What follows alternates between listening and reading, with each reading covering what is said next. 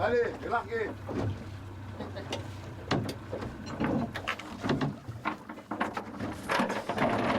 Allez hop.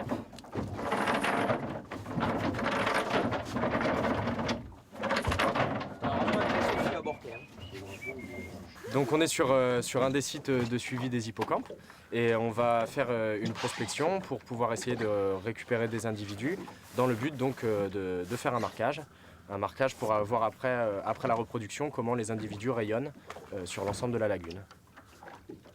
Là dans le bassin de Thau, il n'y a qu'une espèce d'hippocampe, donc c'est l'Hippocampus gutulatus, c'est l'hippocampe moucheté. Et cet hippocampe se reconnaît justement par des petites mouchetures blanches sur le côté. On l'appelle aussi l'hippocampe à museau long, par défaut par rapport à celui qui a le museau beaucoup plus court. Donc l'hippocampus hippocampus, qui semble quand même plus affectionner le bord de mer. On travaille essentiellement en chandelle en apnée, ce qui nous permet de ne pas soulever parce que le fond est quand même très souvent sablo-vaseux. Et donc le fait d'être travaillé en chandelle nous met à aucun moment en contact avec le sédiment, le substrat, et donc nous permet d'éviter de soulever de la poussière et d'avoir une visibilité constante et de travailler dans de bonnes conditions. On est sur un site déjà qui est identifié. Là, on est sur un site qui est identifié, qu'on suit depuis déjà plus d'un an et demi. Ah oui, 2 ans. 2 ans même. Ouais, c'est un des Donc premiers. là maintenant on est quand même sur un grand moment pour nous parce qu'on va récupérer des hippocampes sur un site identifié, on va les marquer. Donc là, on va progresser dans la connaissance, parce que là, on va voir un peu si cette petite population qu'on a identifiée depuis 2 ans, eh bien, en fonction de la saison, elle est appelée à migrer. Et dans quelle proportion sa migration se fait, c'est comme le disait Hervé tout à l'heure, quel est le rayonnement de migration de cette espèce dans des cas particuliers, peut-être à l'époque de la reproduction, sans doute quand l'hiver arrive. Il y a effectivement des interrogations qui restent, qui vont être validées grâce à ce marquage. La technique de travail du groupe d'études, en fait, c'est donc déjà on utilise l'outil apnée, on fonctionne en permanence en binôme, donc d'une part l'aspect sécurité, d'autre part l'aspect technique dans le sens où on évolue sous l'eau en fait avec donc une personne en apnée, une autre en surface qui récupère. Dès que l'apnéiste remonte en surface, donc justement son binôme prend la suite de la prospection sous-marine. Donc on a un outil, déjà l'outil réglementaire de sécurité, dans le sens où tout plongeur doit se signaler. Donc un bateau par binôme, donc justement des petites embarcations qui à la fois nous signalent et à la fois nous permettent de stocker du matériel, donc de prélèvement et autres. Donc des matériels aussi pour signaler les hippocampes au fond de l'eau, sachant que on essaie de varier justement les techniques d'étude en utilisant à la fois la photographie et puis tout simplement en faisant des séries de fiches sur les descriptions d'habitat et de zones. Donc à chaque fois qu'on rencontre un hippocampe, on essaie de déterminer le nombre d'individus qui sont présents autour, donc dans l'idée d'une population. On met en place une parcelle avec une série de bobinaux qui fait une parcelle donc, de 200 mètres par 100 mètres, qui nous permet par une prospection en radial, donc avec 2 binômes de prospection ou un binôme, d'avoir une quantification exhaustive du nombre d'individus par parcelle, mais surtout qui nous permet, vu que la parcelle est géolocalisée, de revenir et de resuivre cette zone-là. Donc après, de retour à terre, suite aux informations collectées, comme l'a dit Nicolas, donc de mesures des hippocampes, du nombre d'hippocampes, leur couleur éventuellement sur site sans dérangement, parce que bon, ils changent assez vite de couleur selon leur humeur.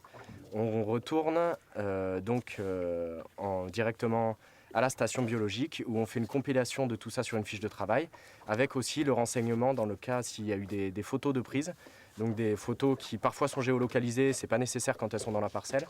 Et donc on fait après une compilation donc de la fiche de travail la fiche station, donc c'est la station directement, la station, la zone d'étude, et à côté le dossier de photos associé aux individus rencontrés directement. Alors moi c'est la photographie donc, qui permet d'accompagner les plongeurs apnéistes et de pouvoir photographier, avoir un suivi photographique des hippocampes rencontrés sur les sites. Donc c'est un échantillonnage. On ne photographie pas évidemment tous les hippocampes que l'on rencontre parce que quelquefois on en rencontre tellement qu'il n'est pas possible de faire une photo à chaque individu, mais on fait un échantillonnage.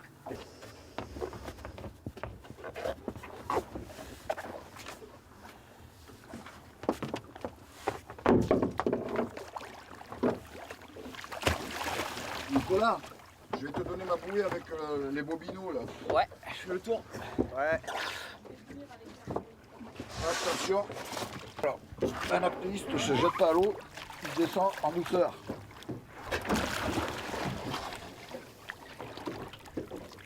Ah, il bouge hein. Ouais, mais c'est normal. La température est haute. Déjà, ce qu'on a vu l'autre fois, ils bougeaient de la même façon. La température est à plus de 20. Ah, ici aussi. Ils se bougent beaucoup. Ils restent pas sur place. Hein. Nico, on y va ? C'est normal.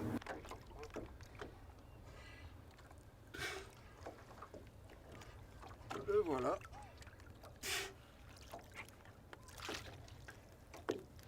Bon, ben voilà, déjà un petit hippocampe.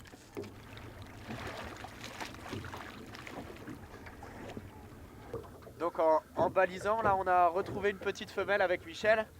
Elle est juste sous le bobino, on a placé le repère.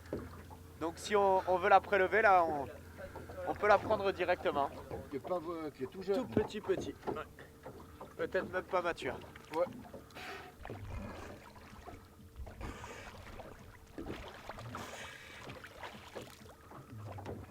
Là on est sur un gros mâle qui était en train de s'enfuir, qui passait d'une tache d'herbier à une autre. Vas-y. On va le récupérer aussi. J'ai pas pu le marquer, il m'a fallu le récupérer directement. Je l'ai pas marqué à l'aide du bobino parce que sinon il allait nous échapper. Vous vous rendez compte qu'il y a un truc comme ça qui est quand même intéressant à voir, c'est qu'effectivement il y en a pas mal. On est en train d'assister à mon avis pour la montée en puissance peut-être de la reproduction. Hein. Ouais.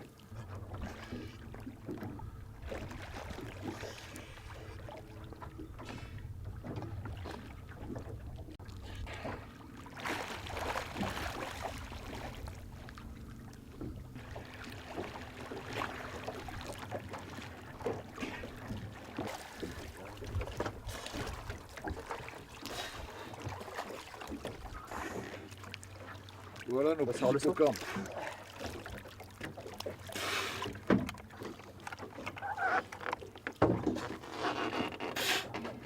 Mets-le sur le rebord du bateau là. Ils n'ont pas besoin du crayon. Ça c'est intéressant, particulièrement intéressant parce que celui-là il est pas vieux du tout. Petit. Si, il a l'air mature, il a une belle Il a l'air, mature. voilà, c'est un mâle qui a déjà peut-être qui est en gestation. Et donc il est pourtant pas vieux, vu la taille.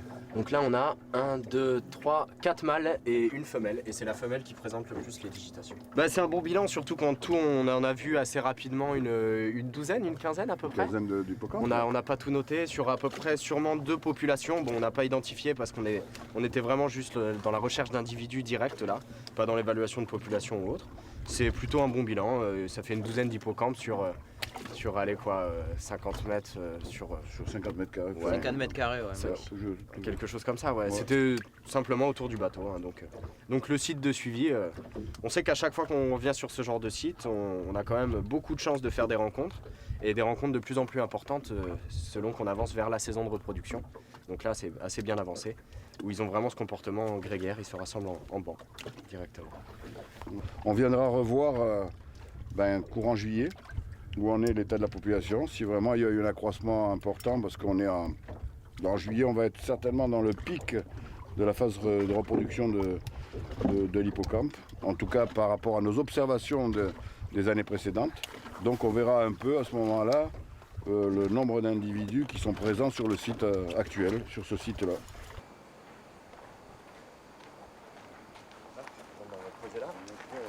Allez, sur le côté là. Donc là, on va procéder au marquage des hippocampes. Alors, avec une technique, c'est un polymère qui va durcir, donc en présence d'un durcisseur. Donc il faut d'abord faire le mélange. Alors la particularité de ce polymère, c'est qu'il est fluorescent, et ça c'est intéressant.